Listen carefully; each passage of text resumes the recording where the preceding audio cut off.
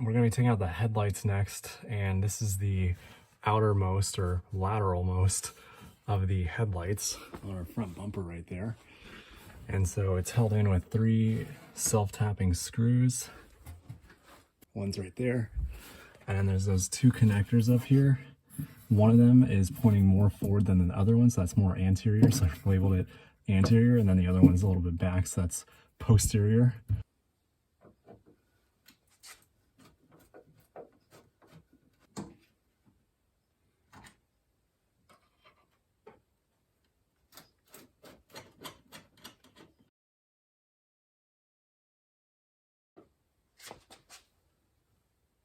To get that last bolt off without breaking everything, there are 3 or 4 other little Phillips screws. There's one right there, and you can see how when you loosen it, it's gonna let that hole slide, or that screw slide to that bigger hole. So 1,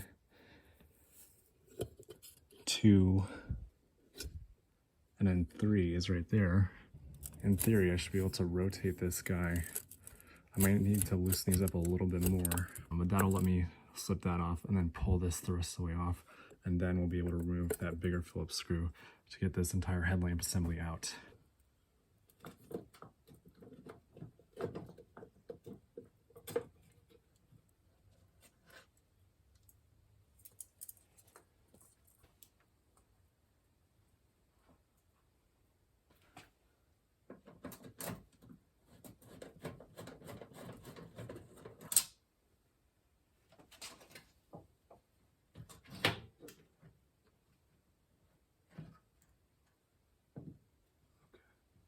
This is the inner headlight. Does appear to be a little cable right there that pulls off just like that. Now I'm just trying to figure out how to get this part removed. Just noticed that they cut this thing in half, but this thing just peels right off.